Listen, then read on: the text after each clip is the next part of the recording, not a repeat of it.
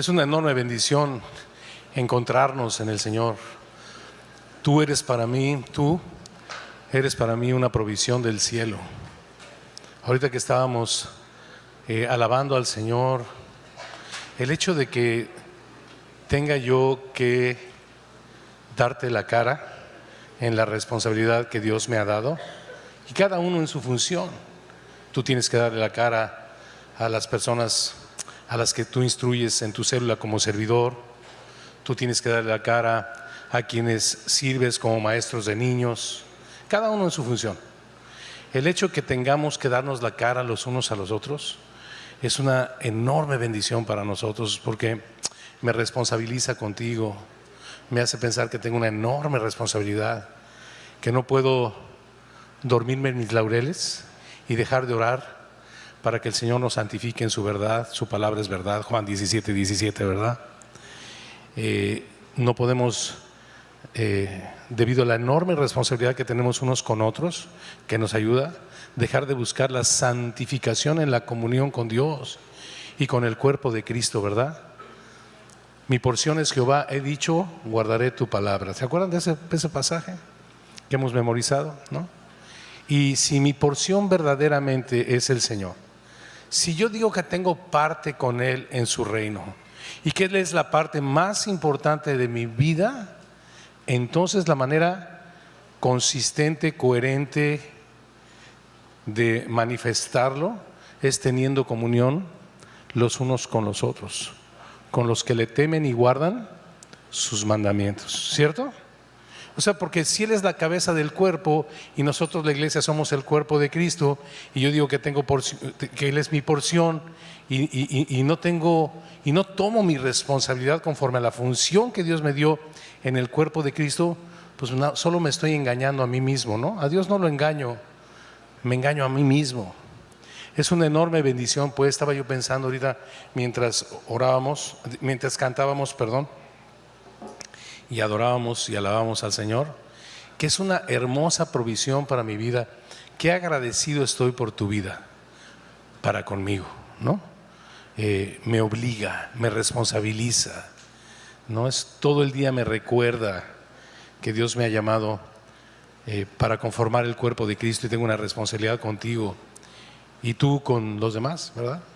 Así que, moraleja, nunca menospreciemos la comunión con el cuerpo de Cristo. A pesar de nuestra naturaleza caída, a pesar de que fierro con fierro se aguza, a pesar de que tu vida le saca lustre a la mía, así como en un esmeril hay veces, ¿verdad? Es enormemente necesario, bro. Enormemente necesario.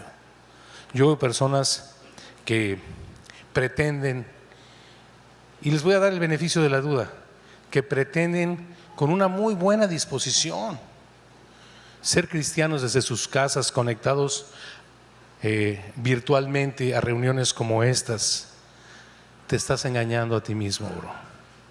Te lo digo a la cámara, te estás engañando y te estás perdiendo de una de las provisiones más maravillosas, o más bien de la provisión aquí en la tierra más maravillosa que Dios nos dejó, que es el cuerpo de Cristo, para que nos estimulemos al amor y a las buenas obras. No puedes vivirlo cómodamente sentado desde la sala de tu casa, pretendiendo que eres parte del cuerpo de Cristo. Digo, yo entiendo que alguien pudiera tener alguna situación médica que le imposibilite, gracias a Dios por este medio, y gracias a Dios porque le podemos visitar y le podemos comer, gracias a Dios. Pero muchas gentes después de la pandemia se acomodaron a una vida de pseudocristianismo virtual, dañina. No, para mí sería mortal. Para mí sería mortal, bro. Yo le doy gracias a Dios. Yo le digo, Señor, sí, el domingo es algo hermoso, el lunes es algo hermoso para mí, el martes es algo hermoso. Son 3 días donde tengo comunión con mis hermanos, ¿no? El miércoles ya no estoy en ningún lugar presencialmente, y cómo me gustaría, le estaba diciendo al Señor que fuera domingo el miércoles. Cómo me hace falta, Señor. El miércoles es un día más peligroso para mí. En serio, bro. Estar contigo me santifica, ¿no? me ubica, me responsabiliza, me recuerda que separado de Él nada puedo hacer. ¿Dónde está eso? Juan 15:5. Yo soy la vid, vosotros son pámpanos, ¿no? Todo pámpano que en mí permanece lleva mucho fruto, porque separados de mí. Y separados de mí no es algo místico, ni abstracto, ni subjetivo. Separados de mí aquí en la tierra es el cuerpo de Cristo, bro. Es la iglesia, una iglesia funcional, no una iglesia social, porque las hay y hoy proliferan mucho. Una iglesia funcional, asida de la palabra de vida, para que en el último día podamos gloriarnos de que no hemos corrido en vano, ni en vano hemos trabajado. El origen de nuestra comunión es la palabra, que es espíritu y es vida. Y no estamos diciendo, y no estamos solamente sacando un libro, poniéndolo sobre la mesa, es la máxima. No.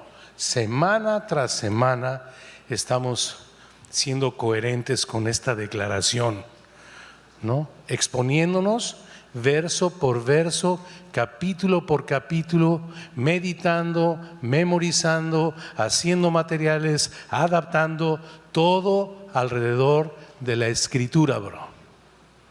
No alrededor de una reunión social, emocional, motivacional, sino bastante confrontadora, ¿no?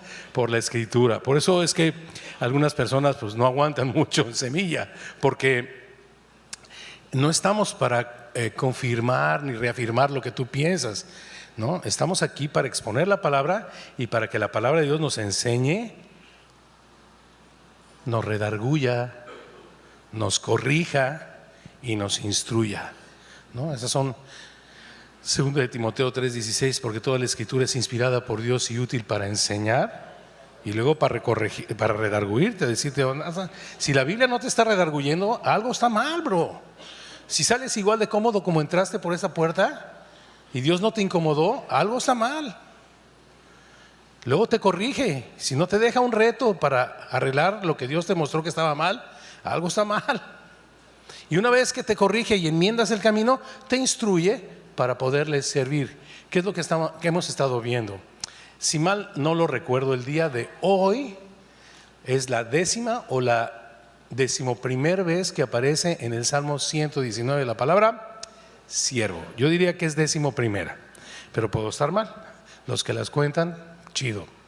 Y es lo que somos, bro, siervos de Dios, habilitados por el poder de su gracia mediante la escritura, que es el verbo, que es el Espíritu de Dios, ¿verdad? Así que damos gracias. Estaba yo cantando y estaba meditando todas estas cosas, y en un pedacito que pude cantar mientras reparé mi Biblia virtual o mi Biblia electrónica, y reflexionando en estas cosas, ¿no? Gracias, Dios, por la comunión. Es una enorme provisión para mí, ¿no? Gracias. Ojalá todos los días fueran como hoy en mi vida y tuviera yo que verte y darte cuenta, si ser redarguido de mi responsabilidad de vivir primero y luego compartir el Evangelio, ¿verdad? Es importante. Gracias a Dios por eso. Bueno, otra cosa, estoy pendiente del tiempo. Otra cosa, yo estoy muy... se fue Fernando Martínez, pero bueno, está bien. La mayoría de ustedes lo conocen. Fernando Martínez, esposo de Martita Martínez Molleda, para que ustedes los conozcan. Como muchos de ustedes saben, he estado padeciendo, ¿no?, alguna enfermedad que Dios ha permitido sobre su vida con algún propósito que no sé, pero según 1 Corintios capítulo 13, algún día lo sabremos, probablemente no hoy, ¿no? Deuteronomio 29:29, ahí están las respuestas de por qué no lo sé, ¿ok? Pero lo que sí sé es lo que Dios me ha mandado a hacer. Y Dios me ha mandado, yo no te voy a compartir todo, yo te mando una cosa: ora y cree que la oración del justo puede mucho. ¿Cómo, Señor? Pues ya todo está trazado desde antes de la fundación del mundo. ¿Qué puede cambiar mi oración? Ahí te va la respuesta, abróchate el cinturón. ¿Listo? No sé. No tengo la menor idea, bro. Sufro de minoridia, no tengo la menor idea de cómo opera en una situación misteriosa y que no entiendo y que Dios no me va a explicar, ¿no? Y no tiene que explicarme cómo la oración participa con las cosas eternas que ya están establecidas por Dios y sus tiempos y sus sazones. ¿Cómo? No tiene sentido para mí. No, mi mente es más alta que los cielos que tú. No le busques sentido. Obedéceme y ora, bro. Y yo quería decirles que pues estamos agradecidos con Dios, ¿verdad? Porque se sometió a una operación bastante pesada hace por ahí de 3 semanas y aquí está sirviendo al Señor. Una semana después ya estaba aquí sirviendo al Señor, dándote la bienvenida de parte del Señor en el cuerpo de Cristo. Y quiero que sepas que vale la pena seguir orando. Eso es lo que quería decir. Oramos todos por Fernando y aquí lo tenemos. Sigamos obedeciendo al Señor, oremos en todo tiempo. Tú ora, ¿no? Ora conforme a su voluntad y entonces sabemos que tenemos las peticiones que le hayamos hecho. Si pedimos alguna cosa conforme a su voluntad, sabemos que Él nos oye. Y si sabemos que Él nos oye, entonces sabemos que tenemos las peticiones que hemos puesto delante de Él. No sé cómo, pero sí sé quién, ¿ok? ¿Sale? Así que estamos agradecidos por eso. Ok, rápido. Esta es la 18ª. Nos quedan 4 reflexiones del Salmo 119, 176 versículos, el capítulo más largo de la Biblia, el salmo más grande de la Biblia, probablemente escrito por David o Esdras o Daniel, son las más grandes posibilidades, pero lo que sí sé es que lo escribió un siervo de Dios, ¿no? Él se identifica a sí mismo como el siervo de Dios, como un siervo de Dios, no tanto como un salmista, que como parte de su servicio, como todos los que tocan aquí y cantan aquí, es parte de su servicio conforme al talento que Dios les dio, ¿no? Que nos dirijan en la alabanza, pero es parte, ¿no? Ellos delante del Señor no son músicos simplemente, son sus siervos. Eso es otra cosa. Cualquiera de nosotros que servimos en cualquier cosa, eso es lo que nos hace privilegiados delante de Dios. No el tipo de servicio, sino que servimos a Dios. Para eso fuimos llamados, ¿no? La palabra que se repite 22 veces, que es probablemente la palabra más clave de este salmo, nos invita a guardar sus mandamientos, guardar sus justos juicios, guardar sus preceptos, guardar sus estatutos, guardar sus testimonios, ¿de acuerdo? Todas estas palabras conforman la palabra de Dios, la ley del Señor, ¿de acuerdo? Todas estas cosas. Y el verbo al que me refiero es el verbo guardar. Y guardar no está limitado, o sea, está muy lejos de referirse a poner tu Biblia en un librero y guardarla y limpiarla del polvo. No, es guardarla primero en tu mente, en tu corazón, con todas tus fuerzas, guardarla en tus ojos, guardarla en tu boca, guardarla en tus sendas, en tus caminos, ¿verdad? Con esto empieza el Salmo. Mira, el primer versículo de este Salmo, con esto empieza hablando de sus caminos, ¿verdad? Salmo, son tantos versículos ahora que tengo que irme despacio. A ver, versículo 1. Bienaventurados los perfectos, ¿de qué? De camino. ¿Quiénes son estos? Los que andan en la ley del Señor. Wow. Camina sobre la palabra de Dios. Este es tu camino, siervo mío, ¿no? Vas a andar en ella, a través de ella, vas a andar por ella y para ella, ¿de acuerdo? Pero esto es importante. Bueno, así que este salmo, la palabra que se repite entonces es el verbo guardar, muy importante, y ya definimos que no se trata de almacenarlo, sino guardarlo en la mente, en el corazón, con tus ojos, con tu boca, en tus sendas, en tus caminos, en tus pensamientos, en tus decisiones, en los momentos de tribulación, en los momentos en que te ponen trampas, guarda tu perspectiva, etcétera. Y hemos tenido un perfil más o menos de un siervo a través de 18 características, por llamarles de alguna manera, ¿no?, que yo he venido identificando a fin de guardar con mayor facilidad 176 versículos, que es un reto, ¿no? No me refiero a guardarlos en el sentido literal de la memorización, sino guardarlos en el alma, en el concepto completo, ¿no?, de lo que trata de transmitir este salmo.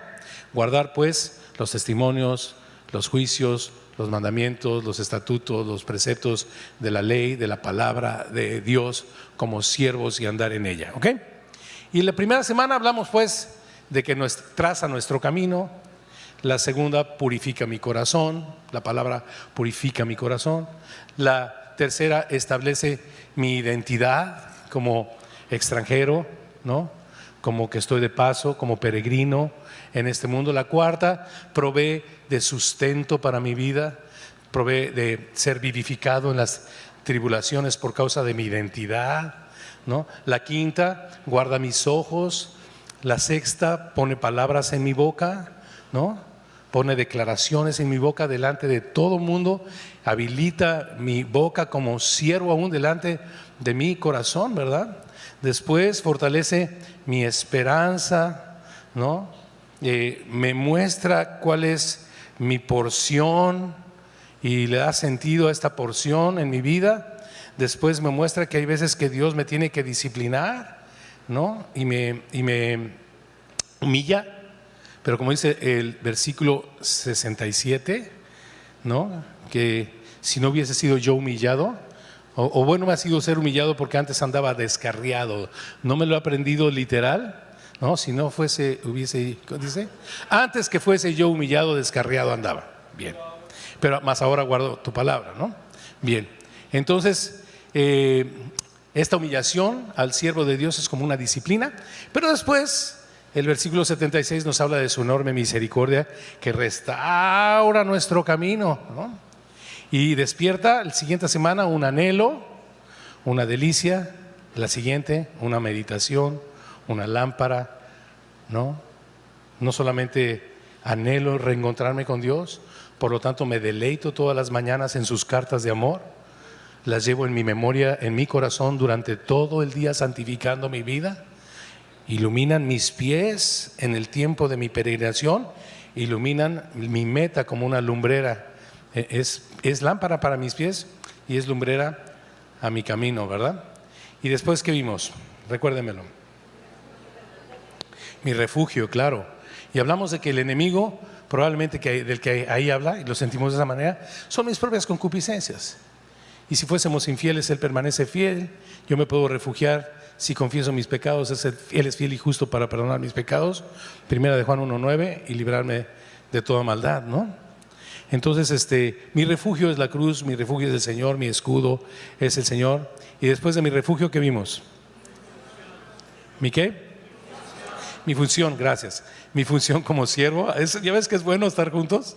Mi función como siervo. Y luego el resplandor de mi función, porque teniendo comunión para poder vivir en la función de servirle, la idea es que resplandezca Dios en mi vida, ¿no? Y para lo cual me tengo que quitar el velo delante de Él y ser muy honesto y no buscar el culto a la personalidad, llevando a la gente a Cristo y Él sea el resplandor de nuestras vidas como siervos. Y creo que hasta ahí llegamos, ¿verdad? Ahora vamos a ver probablemente una de las partes más padres, mi justicia. Mi justicia. Vamos a leer del 137, perdón, hasta el 144. ¿Sale? Es la justicia de tu siervo, Señor. Y aquí es que va a aparecer la palabra por 11ª ocasión, probablemente la palabra siervo también.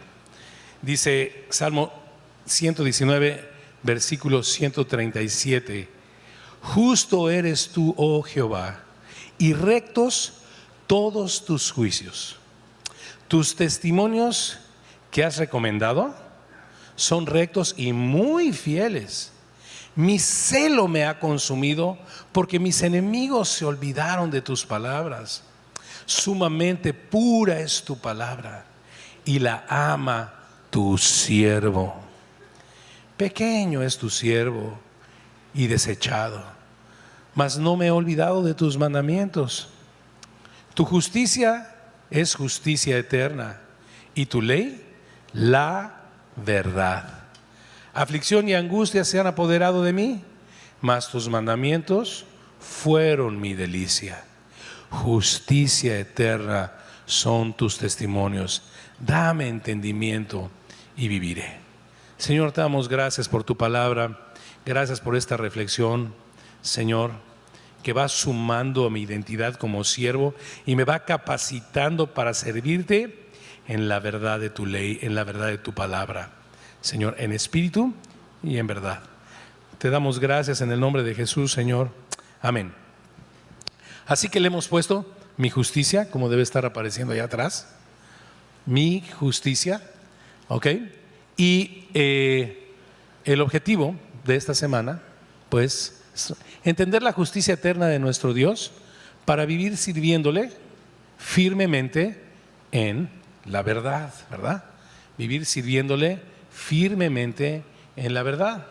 ¿No? Muchas personas empiezan el camino del Evangelio con mucho entusiasmo, pero cuando se enfrentan a cosas que Dios permite sobre sus vidas que en el momento no entendemos, dudamos de la justicia de Dios. ¿Será Dios justo que permite que me pase esto? Y por el desconocimiento de su justicia eterna y de mi posición contrastante, ¿no?, con un Dios justo y santo, solemos tirar la toalla, solemos desanimarnos por no entender la justicia de Dios. Las últimas tres: mi función, mi resplandor, mi justicia. Y entonces ya se va llegando hacia la conclusión del Salmo. Mi función es servirte, permitiendo que tu resplandor de justicia viva en mí y a través de mí. Y déjame ir a unos versículos antes y acompáñame al versículo 121, cuando vimos mi función. Juicio y justicia he hecho. O sea, el siervo de Dios busca vivir una vida justa que proclame la justicia. Y este siervo decía haberlo hecho. Sin embargo, versículo 122, necesitaba seguir siendo afianzado para este bien de vivir y compartir la justicia de Dios. Y que Dios lo guardara de ser oprimido y de ser desanimado en su función como siervo, de vivir y transmitir, vivir en una vida justa, transmitiendo la justicia de Dios. ¿De acuerdo? Y luego hablamos la semana pasada del resplandor de nuestro Señor, ¿no? Y en el versículo 35, haz que tu rostro resplandezca sobre tu siervo y enséñame las cosas que has establecido, porque eso es lo que significa tus estatutos, lo que has establecido. Ok, y entonces ahora vamos sumando, ¿no? Este rostro resplandeciente de Dios siempre apuntará a su justicia, a sus juicios rectos. Y hemos aprendido a lo largo de los años en Semilla que la justicia por toda la Biblia no habla de un concepto jurisprudencial de hombres, ¿no? Habla de una persona, ¿no? Desde el Salmo 51, habiendo caído big time David, habiéndose dado bien pesado, escribe el Salmo 51 y él dice: yo reconozco mi pecado, con el propósito de que tú seas reconocido justo en tus juicios y para que triunfes cuando seas puesto en un tribunal y se te llame a cuentas de qué tan justo eres, Dios, y triunfes cuando fueses juzgado. Y este es un concepto, siervo, que tienes que tener clarísimo. Justo, versículo 137, justo eres tú, oh Jehová, y rectos son todos tus juicios. Y dijera el famoso Habacuc: ahora entiendo. Es más, ya no necesito entender, dijera Habacuc, ¿no? en Habacuc 3, porque en la profecía de Habacuc se le revela un juicio de Dios sobre su pueblo, ¿no? Que vendrá de manos de los asirios muy probablemente. Un pueblo contumaz, un pueblo horrible, mucho peor, de prácticas horripilantes. Y Dios traería a ese pueblo a esparcir a los judíos a las 10 tribus del norte de Israel, ¿no? Por causa de su desobediencia. Y entonces Habacuc se vuelve loco diciendo: ¿cómo vas a tener un pueblo que es peor que nosotros para hacer juicio contra nosotros? Y ¿sabes lo que es lo hermoso? Que nunca Dios tiene que contestarle, ¿no? Porque no tienes capacidad de entender. Pero el cuate lo que termina entendiendo es: aunque la higuera no florezca, y en las vides no haya frutos, y la majada sea quitada, y las vacas no den mantenimiento, ¿no? Etcétera, etcétera. Con todo me gozaré y me alegraré en el Dios de mi salvación, que hace mis pies como de siervas y en mis alturas me hace andar, ¿verdad? O sea, no necesito entenderte, necesito confiar en ti. Y eso es lo que un siervo verdadero que vive por fe. ¿Qué dice Hebreos 11:6? Porque sin fe es imposible agradar a Dios, pues es necesario que el que se acerca a Él crea que le hay y que es galardonador de lo que le buscan, ¿verdad? ¿Y qué dice Hebreos 11:1? Me salté al 6 y 7, pero ahora volvemos al 1.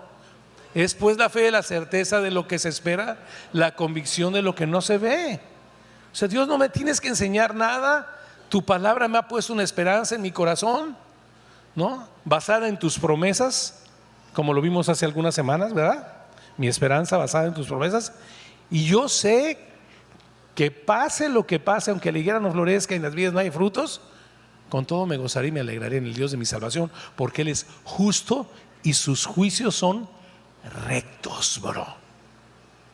Mira, bro, si, como dice Romanos 9:16, Dios no tuviera misericordia, siendo un Dios justo y santo, todos nos iríamos justamente al infierno. Por cuanto dice Romanos 3:23, todos pecamos y estamos en nuestra condición humana destituidos de la gloria de Dios. 5:8, mas Dios muestra su amor para con nosotros, en que estando en esa condición, Cristo murió por nosotros. ¿De acuerdo, bro? Si Dios nos diera lo que merecemos y solo derramara sobre nosotros su santa y justa ira, todos nos iríamos al infierno por cuantos todos pecamos.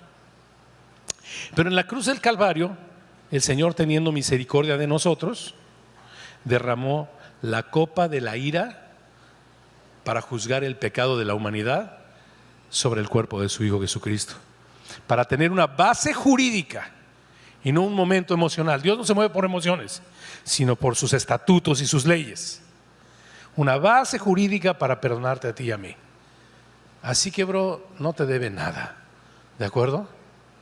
Siervo, no te debe nada. Cualquier cosa que te pase en este mundo y no llegues a entenderla, la entenderás más tarde. Pero recuerda, y siempre tenlo presente, Dios es justo y todos sus juicios son rectos. Dios no se mueve visceralmente. Dios no tiene intenciones escondidas.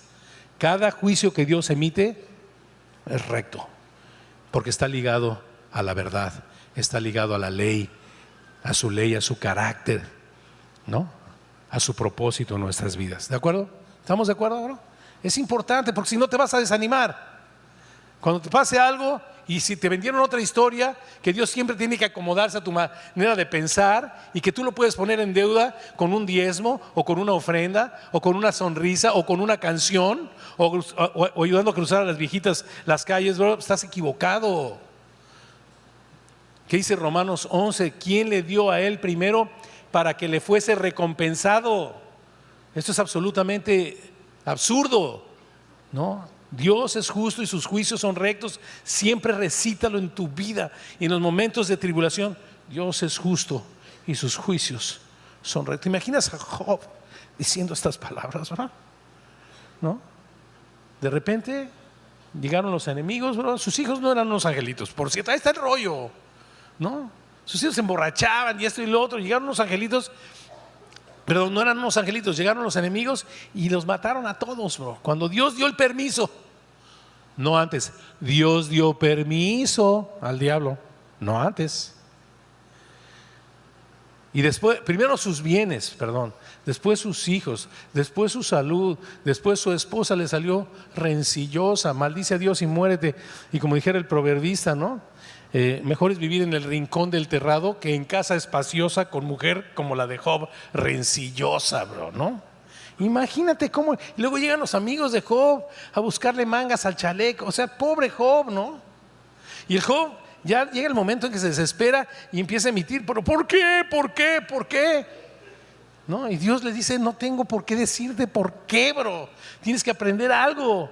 Yo soy justo y rectos todos mis juicios. Y entonces que Job dice, de oídas te he oído, mas ahora mis ojos te ven.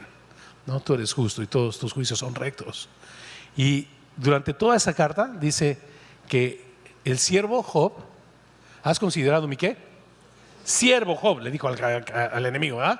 Su siervo Job, uno de aquellos de los que habla este salmo, nunca halló despropósito en las cosas que Dios permitió sobre su vida, porque empezaba a acrecentarse en su entendimiento espiritual este versículo 137.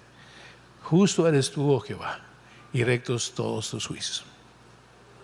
Estábamos visitando, mi esposa y yo, a la iglesia de Semilla en Bilbao, España. Íbamos para allá, tuvimos que hacer una escala antes de llegar. Aprovechamos un día para salir. Y mi hijo David se había quedado enfermo, pero lo habíamos llevado al doctor. Y el doctor nos dijo, lo pueden dejar con tu hermano, mi hermano, su tío. No pasa nada, está bien. Pero en esos días que íbamos de viaje, se puso peor.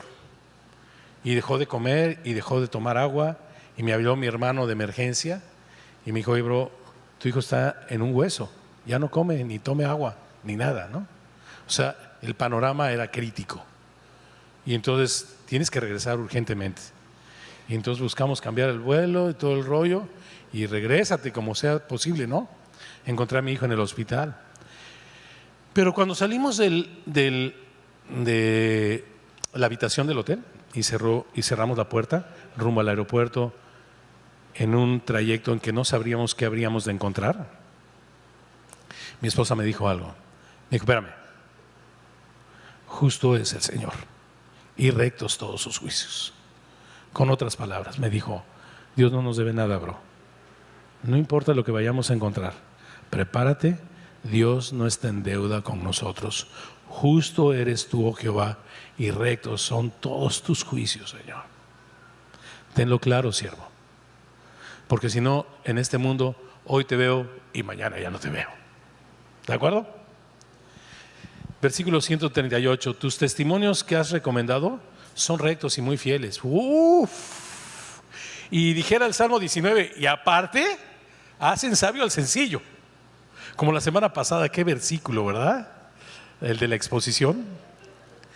130, la exposición de tus palabras alumbra y hace entender a los de lento aprendizaje, bro. Estas palabras de simple o sencillo están hablando de una persona con un coeficiente intelectual bajo.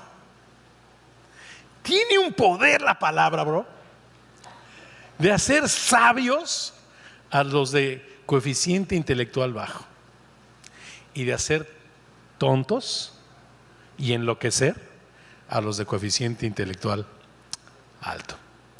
¿Por qué dice eso? Bueno, no lo digo yo, lo dice Primera de Corintios 1:23. Si tienes algún problema con eso, apunta dónde está y ahí está. ¿No ha enloquecido Dios la sabiduría de los sabios? ¿No ha desechado el entendimiento de los entendidos? ¿No? Dice la palabra de Dios, ¿no? Dice que Él escogió lo necio para avergonzar a los sabios, porque dicen los versículos anteriores que por medio de la sabiduría de Dios, ¿cuál? Que los cielos cuentan la gloria de Dios y el firmamento anuncia la obra de sus manos. Y un día a otro día emite sabiduría. ¿Cómo es? ¿Cómo dice? Y una noche a otra noche declara sabiduría. Dice el Salmo 19, ¿no? El mundo se negó a conocer a Dios por medio de la sabiduría, lo que es verdaderamente evidente de la existencia de Dios. ¿Cómo puedes voltear al cielo? ¿Cómo puedes ver un colibrí y una mariposa? ¿Cómo puedes ver una ballena? Bueno, en México las vemos muchos, ¿no? Son unos camionzotes grandes llenos de gente. Estoy diciendo. ¿Cómo puedes ver y decir que no existe Dios? Dice el necio en su corazón: no hay Dios. Se han ensoberbecido, ¿no? La sabiduría del hombre es vanidad. Y Dios escogió a los necios, a los simples, a los coeficientes intelectuales pequeños para darles una enorme lección a los grandes. Hace muchos años, cuando no teníamos hijos, llegó una familia cristiana a vivir a mi casa. Le dimos posada. Mi esposo y yo, recién casados. Ellos venían, todavía consigo, todavía me mandan fotos de aquellos años, yo con pelo y todo ese rollo.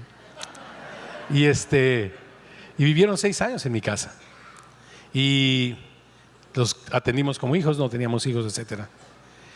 Y era gente muy sencilla que vivían en una casita de cartón de leche. La hija llegó con mordeduras de las ratas, Ciudad de México, Distrito Federal. Distrito Federal en aquel entonces, hoy es la CDMX, ¿no? Y muy sencillos, ¿no? Cerca de los tiraderos de basura vivían. Y ahí llegaron a nuestra casa y empezamos a compartir la palabra, bro. Y llegó el momento que Eva, se llama la hermana, la mamá de estos niños, le daba cátedra de teología a los sabios de nuestra familia, a quienes buscábamos compartirles y se negaban a escuchar. No, les saltaba a ella y les daba una clase de teología. Y yo la escuchaba y decía: no manches, no cabe duda que su palabra alumbra y hace sabio a los sencillos, ¿no? Y les da entendimiento a los simples, ¿no? Así es la palabra de Dios. Sus testimonios, versículo 138, ¿no? Tus testimonios que has recomendado. Oye, te recomiendo si eres de lento aprendizaje, te recomiendo los testimonios de Dios. Te van a hacer bien sharp, bro. Que has recomendado son rectos y son muy fieles. Son rectos y son fieles. Fieles en el sentido que hacen sabio al sencillo. No hay persona que se exponga a la luz de la palabra, aún con interrogantes, pero que se exponga con perseverancia, que no llegue a entender cosas que jamás le fueron contadas. La gente que no las llega a entender es porque las menosprecia. Porque Santiago 1:8, porque el hombre de doble ánimo, es inconstante en todos sus caminos. ¿De acuerdo? Pero si no eres inconstante ni de doble ánimo y solo eres simple, lo vas a entender. Ok. Mi celo me ha consumido. Esto me suena mucho a Jesús, ¿verdad? Las profecías de Jesús: el celo de tu casa me consume y hace cuerdas, ¿no? Y echa a los cambistas. Decíamos al principio de la exposición de este salmo que el más grande siervo que ha existido al propósito de Dios ha sido aquel que tomó forma de siervo, hecho semejante a los hombres, Cristo, ¿no? Mi celo me ha consumido porque mis enemigos se olvidaron de tus palabras. Y yo siento en estas palabras un celo de que, a ver. Según Romanos 5, respira hondo. Levanten las manos o levanten la mano aquellos que les quede el saco cuando Romanos 5 dice que éramos enemigos. Levanten la mano. ¿Eras enemigo de Dios? Ay, no sé. ¿Eras enemigo o no eras enemigo de Dios? Claro. Y si siendo enemigos con Dios fuimos reconciliados por la muerte de su Hijo, ¿cuánto más estando ya reconciliados seremos salvos por la vida de Cristo, ¿no? Su resurrección. Así que mi celo me ha consumido porque todos sus enemigos, como los que levantaron la mano, necesitan a Cristo. ¿De acuerdo? Todos éramos enemigos. No me digas: no, ese no entiende, es mi enemigo. Bueno, hay un celo que me consume como siervo para que conozcas al cual me hizo su amigo, siendo yo enemigo. ¿Te consume que la gente le conozca, bro? Mi celo me ha consumido porque mis enemigos se olvidaron de tus palabras. Yo vivía olvidado de las palabras de Dios y era su enemigo. Y a alguien le consumió el celo y me habló el evangelio. ¿De acuerdo, bro? Estamos hablando del siervo. Me habló del juicio y de la bendita justicia de Dios que es Cristo. Porque el celo por haberme olvidado yo de la palabra y haberme convertido en un enemigo de Dios le consumía. Y esa persona se llamaba Pablo Monsalvo. Nunca lo olvidaré. Se iba a meter a los antros donde yo trabajaba. Yo trabajaba como pianista en los antros. Tenía yo 19, 20, 21 años.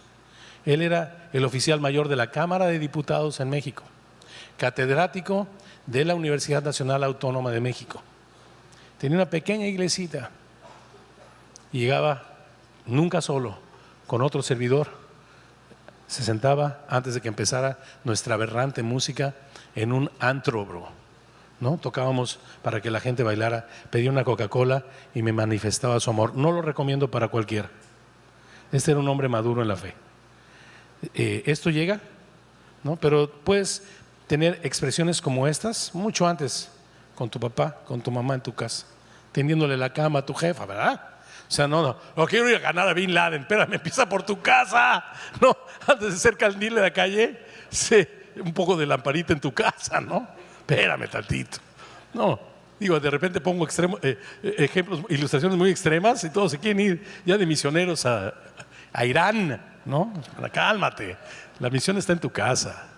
Que el celo porque tus papis, tus tíos que son enemigos como lo fuiste tú, te consuma para mostrarles en tu vida el juicio, una vida juiciosa, y a través de tus palabras el camino a la justicia, ¿no? Siervo, resplandezca el rostro de Dios sobre tu vida, sobre la faz de Jesucristo, que es la justicia, ¿no? ¿Te acuerdas? Vamos a ese versículo para que no lo olvides. Segunda de Corintios, capítulo 4, versículo 6. Porque Dios, que mandó que de las tinieblas a ti, enemigo, te resplandeciese la luz, es el mismo que te resplandeció a ti en tu corazón para iluminarte el conocimiento de su gloria en la faz de su justicia, que es Cristo. No, Diosito, Dios, no, Jesucristo es la justicia de Dios, ¿no? Que ese celo que te resplandeció la semana pasada, ¿no? Y te permitió conocer a Dios en Cristo, te consuma para que sus enemigos hagan la paz con Él, bro. Nos consuma, ¿verdad, bro? Nos consuma. Versículo 140. Sumamente pura es tu palabra y la ama tu siervo. Entonces, para que pueda ese celo tener una manera de conducirse correctamente, habla la palabra, bro. No les hables rollos. Pero ¿cómo puedes hablar la palabra cuando no mora abundantemente en tu corazón? Diosito te ama. Sueña los sueños, los vas a alcanzar, yo declaro. ¿Esa es la palabra de Dios, bro? Palabra que no redarguye, no corrige. Palabra que no corrige, no instruye, bro. Si no amarga el vientre, no endulzará la boca jamás. ¿De acuerdo? Ahora, ¿se trata de llegar con un espíritu de condenación? No, se trata de llegar con la Biblia, con la verdad, en amor. ¿De acuerdo? Acompáñalo con unos frijolitos, con un arrocito, llegas con un pastelito, con la palabra, pero la palabra, bro. ¿No? El celo te consume, pero la palabra. Tu siervo ama la palabra, no ama sus testimonios, ¿no? Tu siervo no ama sus experiencias en la vida para compartir, ama tu palabra. Primera de Pedro 4:11, apúntalo, Primera de Pedro 4:11. Si alguno habla, hable conforme a lo que está escrito. Ahora seguimos. Si alguno sirve a alguien como siervo, ¿no? Sirva conforme al Espíritu, para que en todo sea reconocida la justicia. Cristo, al cual pertenece la gloria desde hoy hasta el día de la eternidad. Amén. ¿De acuerdo? Si alguno habla, si algún siervo habla, hable por amor a la palabra, ¿no? Habla la palabra, bro. Muy bien. Versículo 141. Porque yo soy desechado. No, esto es mi favorito. Lo que viene aquí, aguántenme tantito porque eso está increíble, ¿no? Acompáñame a 2 de Samuel. Ve hacia 2 de Samuel, capítulo 9. Algunos de ustedes ya saben de qué vamos a hablar. Yo lo sé. Pequeño soy yo y desechado, mas no me he olvidado de tus manos. Pequeño soy yo y desechado. Mira, mira. El siervo que ama la palabra, que tiene celo porque los enemigos se reconcilien con Dios, tiene también un concepto claro de sí mismo, ¿no? Mira lo que dice en 2 de Samuel 9, del 6 al 8. Y bueno, sería leer un poquito más, pero bueno, hoy no tenemos ya mucho tiempo. Ese capítulo deberías leerlo en tu casa todo para que tengas un mejor contexto. Pero ahí te va el versículo 6. Y vino Mefiboset, hijo de Jonatán, hijo de Saúl. ¿Ya nos acomodamos? Rey Saúl, un hijo que se llamaba Jonatán, muy amigo de David, ¿no? Se amaron entrañablemente. Acaba la vida de Saúl, acaba el reino de Saúl, muere Jonatán, David es el rey ahora, y dice, versículo pues 6, y vino Mefiboset, hijo de Jonatán, hijo de Saúl, a David. Y tienes que ver en los versículos anteriores por qué vino, ¿ok? Luego lo ves. Y se postró sobre su rostro e hizo reverencia. Imagínate, Mefiboset se postra. Y dijo David, Mefiboset, y él respondió, he aquí tu siervo, subraya siervo.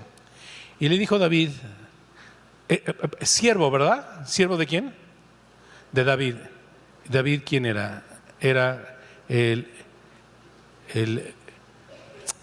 probablemente un tipo de Cristo y el más, probablemente el más claro acerca del Mesías, ¿no? Hijo de David, ¿no? Ascendiente de David, pues. Y dijo David, Mefiboset, y él respondió, he aquí tu siervo. ¿Y por qué hago este comentario? Porque tú eres siervo del hijo de David, ¿ok? Que es Jesús.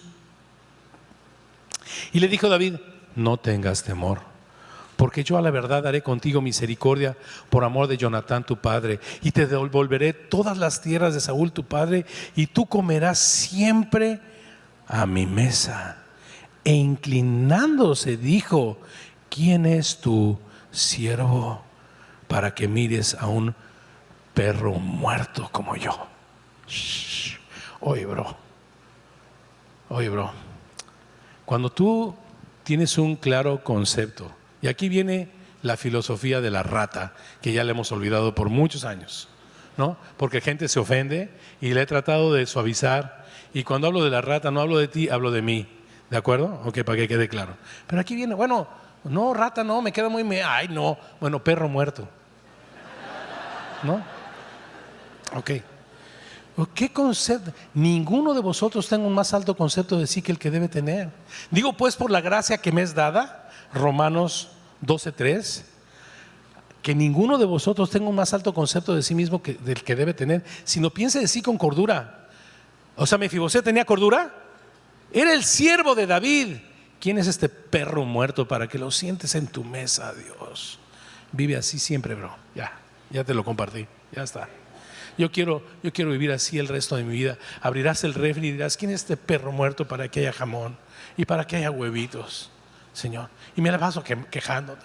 Y digo, por eso digo todos los días, justo eres tú, oh Jehová. Y el día que obviamente haya arrocito, sigue siendo justo. ¿Quién es este perro muerto? ¿No? O sea, perro y muerto. Nunca he visto ni a los perros comer. Un perro muerto no lo he visto ni comer. Y tú comes, aunque sea frijoles, pero comes. Es de veras, gracias Dios. Gracias Dios. Gracias por los zapatitos. Gracias por los calcetines. Sí, tiene un hoyito, lo remiendo. ¿Qué? No, si no tengo para comprar, no, lo remiendo. Gracias Dios. ¿Tú sabes por qué mis calcetines? No, ¿por qué no tengo para comprar calcetines? No, tú sabes por qué, Señor. Pero yo, Señor, no merezco sentarme en tu mesa. Eso es el honor más grande. No. La palabra que se usó aquí, desechado, es la palabra basá. B grande A Z A. ¿Por qué la puse? Yo ya casi no hablo de griegos y hebreos porque Prefiero ir al grano, como dijera el dermatólogo. Pero esta vez sí, porque la palabra basá me da muchas acepciones, no solamente desechado, más bien despreciable. ¿Me entiendes? Y es otra posibilidad. Entonces, pequeño yo soy yo, como Mefiboset, y despreciable, Señor. ¿Quién soy yo para que me sientes en tu mesa? ¿No? ¿Quién soy yo? Mas no me he olvidado de tus mandamientos, Señor. Lo que me da valor son tus mandamientos, Señor. ¿No? Yo tengo que vivir claramente entendiendo quién es Dios y quién soy yo. El día que te enfrentes, como nos enfrentamos recientemente a Romanos capítulo 9, salieron chispas, bro. Y mucha gente se fue de la iglesia. No mucha, siempre tengo esa muletilla de mucha. Alguna gente se fue de la iglesia y vino y me habló, ¿cómo yo no puedo entender? ¿Cómo que no amó a Esaú? ¿Cómo que antes de que hiciera bien o que hiciera mal, aborreció a Esaú? ¿Y por qué hablan? Y yo no te... ¿Sabes qué? Es fácil entender por qué aborreció a Esaú. Lo que es difícil entender es por qué amó a Jacob. Igual que Esaú o peor, ¿no? Y el Señor nos dice, es que yo soy soberano, bro. Y no necesito que hagas bien ni mal, yo ya tengo un plan justo. Versículo 37, justo eres tú, oh Jehová, y rectos. ¿Quién soy este perro para preguntarte? ¿No? Soy tu siervo y eso es todo lo que quiero ser. Y amo tus mandamientos y amo tu palabra. Y tengo un celo por la gente que no viene de mí, viene de tus mandamientos. Versículo 42, nuestro versículo a memorizar. Justicia, tu justicia es justicia eterna y tu ley, todo lo que diga de mí y de ti es siempre verdad. Yo no me muevo por ideologías de hombres, ni por verdades emocionales, ni sentimentales, ni humanísticas, ni existencialistas. La única verdad que conozco y quiero conocer es tu palabra. Romanos 16, 19, tenlo muy en cuenta. Romanos 16, 19, la parte B de Romanos 16, 19. Sé sabio para el bien y sé inocente para el mal. No necesitas conocer el mal, porque el mal lo acompaña la tentación, y cuando volteas a verlo va a ser difícil que no sucumbas a la tentación. Más bien ve su palabra, pura es tu palabra y la ama tu siervo, ¿no? Con una perspectiva de siendo despreciable, pero no me olvido de tus palabras, porque yo declaro que tu justicia es justicia eterna y solo tu palabra es verdad para tu siervo. Aflicción y angustia se han apoderado de mí. Sí, en este mundo en el que soy peregrino no faltará, mas tus mandamientos siempre serán mi delicia. En medio de la tribulación y de la angustia, guarda sus mandamientos y verás la diferente perspectiva que en esos momentos difíciles tendrás, ¿no? Te deleitarás en su presencia, plenitud de gozo. Y por tercera vez vuelve a enfatizar este hecho de su justicia. Versículo 144, justicia eterna. Son esos testimonios que nos hacen sabios a los simples. Dame pues entendimiento para vivir como tu siervo, para vivir con una perspectiva correcta de que tú eres el justo y yo he recibido gran bendición. Déjeme solo leer Romanos 3. Acompáñeme a Romanos 3. Voy a leer muchos versículos. No se aburra, es necesario. ¿Listo? Romanos capítulo 3. A partir del versículo 4 en adelante viene lo fuerte, ¿ok? Pero no quiero dejar los tres primeros versículos para agarrar contexto. Abre tu Biblia. ¿Qué ventaja tiene pues el judío? ¿O de qué aprovecha la circuncisión? Pues mucha, en todas maneras. Primero, ciertamente que les ha confiado la palabra de Dios, ¿no? La ventaja que tiene el judío es que conocía estas cosas 3000 años antes que nosotros los gentiles. Eso es todo. Pues que si algunos de ellos han sido incrédulos, su incredulidad ha hecho nula la fidelidad de Dios, de ninguna manera, ¿no? Si ellos han sido incrédulos, que les vaya bien, pero Dios sigue siendo fiel a su palabra, que es verdad. Antes bien, y aquí viene lo que quiero que escuches. Antes bien, Él es justo, y todo concepto y filosofía, ideología, emoción, sentimiento, ¿no? Antes bien, sea Dios veraz y todo hombre mentiroso. Esa es nuestra condición, bro. confía en el Dios justo y en la rectitud de sus juicios. No confíes en lo que sientes, porque nuestro corazón es perverso y engañoso y mentiroso. ¿Ok? Y esto dice, como está escrito en el Salmo 51, para que seas justificado en tus palabras y venzas cuando fueres juzgado. Aquí Pablo cita a David en el Salmo 51 y ya platicamos de eso. Si nuestra injusticia hace resaltar la justicia de Dios, ¿qué diremos? ¿Será injusto Dios que da el castigo? Hablo como hombre, en ninguna manera. Pero mi injusticia, de otro modo, ¿cómo Dios juzgaría al mundo? O sea, mi injusticia hizo que fuera notoria la justicia de Dios. ¿Se acuerdan de Romanos 5:21? Pero la ley se introdujo para que yo entendiera que el pecado abundase. Mas cuando el pecado abundó, sobreabundó la gracia, para que así como el pecado reinó para muerte, la gracia reine por la justicia para vida en Cristo Jesús Señor nuestro. Pero si por mi, versículo 7, pero si por mi mentira la verdad de Dios abundó para su gloria, ¿por qué soy juzgado como pecador? ¿Y por qué no decir como se nos calumnia y como algunos cuya condenación es justa afirman que nosotros decimos hagamos males para que vengan bienes? ¿Qué pues? ¿Somos nosotros mejores que ellos, que los que dicen esto? En ninguna manera, pues ya hemos acusado a gentiles y a judíos que todos somos pecadores, como está escrito, no hay justo ni aun uno, no hay quien entienda, no hay quien busque a Dios. No tienes la capacidad. Todos nos desviamos a una, nos hicimos inútiles en las cosas eternas. No hay quien haga lo bueno. El Chapulín Colorado se equivocó. Era sígame los malos, no sígame los buenos. No hay quien. Yo sé, mi esposa dice, aquí en Reynosa eso de los malos tiene una connotación rara. Yo no me refiero a esa, me refiero a nuestra condición caída. Todos se desviaron a una, se hicieron inútiles. No hay quien haga lo bueno, no hay ni siquiera uno. No. Sepulcro abierto es nuestra garganta, con nuestras lenguas somos unos engañadores. Nos encanta hacer amarranavajas a todos, criticar, veneno de áspida ahí debajo de nuestros labios. Nuestra boca está llena de maldición, de hablar mal de la gente y de amargura. Nuestros pies se apresuran a derramar sangre, quebranto y desventura hay en nuestros caminos, y no conocimos camino de paz, porque de manera natural en nosotros no había temor de Dios en nuestros ojos.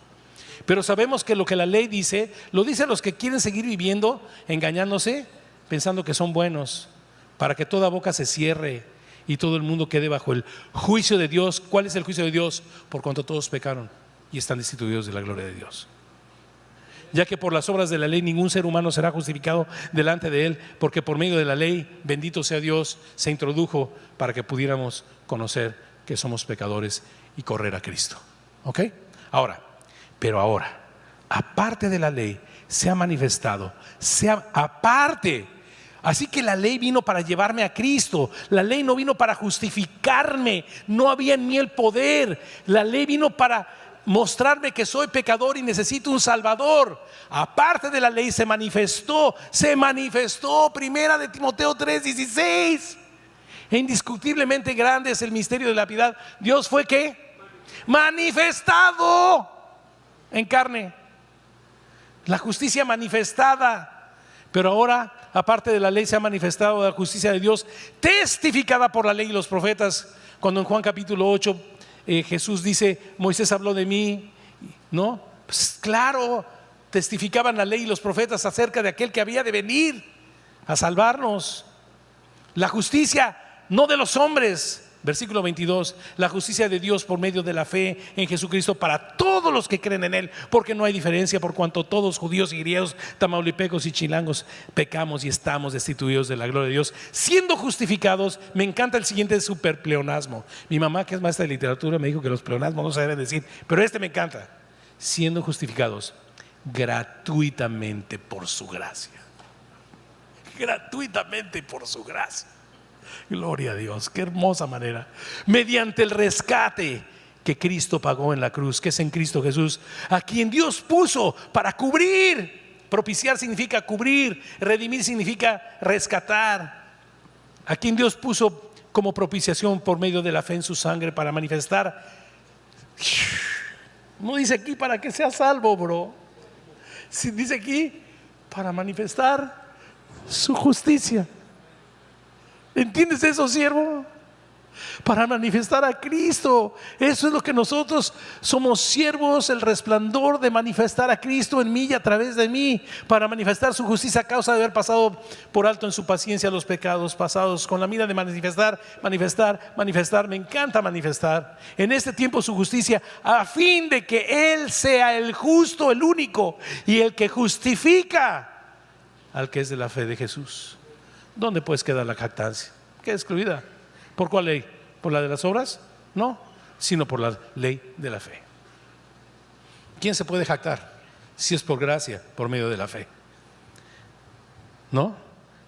Concluimos pues que el hombre es justificado, ¿no? Dice el versículo 28. Concluimos pues que el hombre es justificado por la fe, sin las obras de la ley.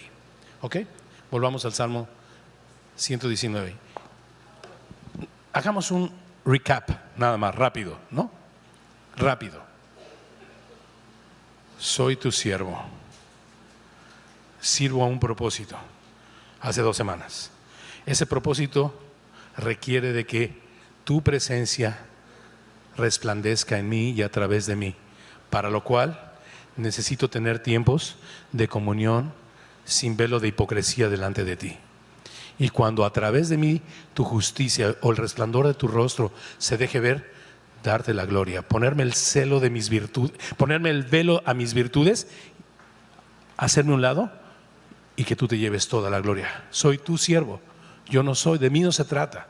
Y número 3, la sustancia fundamental de tu resplandor en mi vida es Cristo. Que resplandezca Cristo. Para lo cual tu siervo ama tu palabra. Para lo cual, si habla tu siervo, habla conforme a lo que está escrito.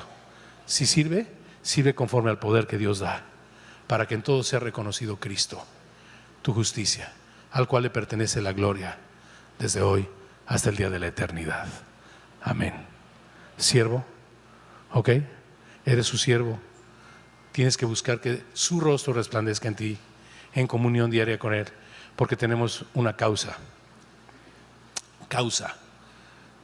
Mateo 5:11. Creo que es un poquito antes del 11. Mateo 5:10 quizá. Bienaventurados, cuando dice, bienaventurados que padecen por causa de ¿qué? De la justicia, porque de ellos es el reino de los cielos. Bienaventurados sois cuando por mí, ¿qué? Causa. ¿Cuál es la causa de Cristo? Pues Él, la justicia. Cuando por mi causa os vituperen y os persigan y digan toda clase de mal contra vosotros mintiendo, gozaos y alegraos porque vuestro galardón es grande en los cielos. Porque a mis verdaderos siervos, los profetas, siempre los persiguieron por causa de mi nombre. Pero ay de vosotros, ay, Lucas, ay de vosotros cuando todos los hombres hablen bien de ti. Cuando te acomodes de tal forma al sistema de valores de este mundo que nadie te critique porque eres igualito a ellos, ¿no?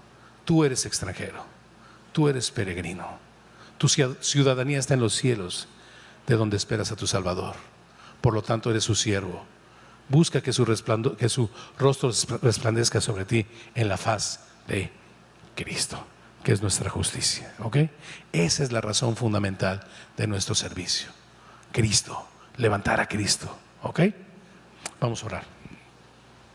Señor, te damos gracias por tu palabra, bendito sea tu santo nombre. Gracias por el Salmo 119. Gracias, Señor. Que tus palabras, Señor, que las ama tu siervo. Y es que las ama tu siervo, Señor, porque son su única esperanza. Solo tu palabra me puede guardar. Señor, yo ahora sí que declaro que solo tu palabra me puede guardar de todo mal. Si yo menosprecio y descuido tu palabra, le estoy buscando mangas al chaleco. Yo mismo me estoy poniendo en una posición de caída y luego soy incoherente diciendo, no me dejes caer en tentación, líbrame del mal. Es el poder de tu palabra la que me conformará a un siervo cuyo resplandor del rostro de su Señor resplandezca en él y se deje ver a Dios en la faz de Cristo, tu justicia. Señor, te pedimos esto con todo nuestro corazón. Gracias por este tiempo de comunión con el cuerpo de Cristo. Gracias por las personas hermosas que el día de hoy tú trajiste a este lugar. Oramos por ellos. Oramos por ellos, Señor. En este momento, toda familia Semilla ora por las personas que tú tuviste a bien traer a visitarnos el día de hoy. Permítenos seguir compartiendo tu palabra con ellos. Juan 8:31. Jesús le dijo a los que decían haber creído en Él: si vosotros permaneciereis en mi palabra, seréis verdaderamente mis discípulos y conoceréis a aquel que dijo: yo soy la verdad. Y la verdad, el Hijo de Dios, te hará libre. Te hará libre. Señor, te pedimos el enorme privilegio que nos permita seguir reconciliando a tus enemigos como algún día lo fuimos nosotros contigo, a través de la predicación de la verdad de tu evangelio, con el énfasis en tu justicia de aquel que, siendo en forma de Dios, tomó forma de siervo hecho semejante a los hombres, y en esa condición pagó para cubrir nuestros pecados. Señor, te damos gracias. Permítenos, danos el gran privilegio de servir a estas personas. Y Señor, pon en sus corazones, conforme a tu voluntad, seguir viniendo y como vimos, Señor, que tu palabra alumbra y la exposición continua de tu palabra nos alumbra. Así, Señor, que pon en sus corazones seguirse exponiendo a tu palabra, verso por verso, ladrillo por ladrillo, paso por paso. La verdad los hará libres. Te damos gracias en el nombre de Jesús, Señor. Amén.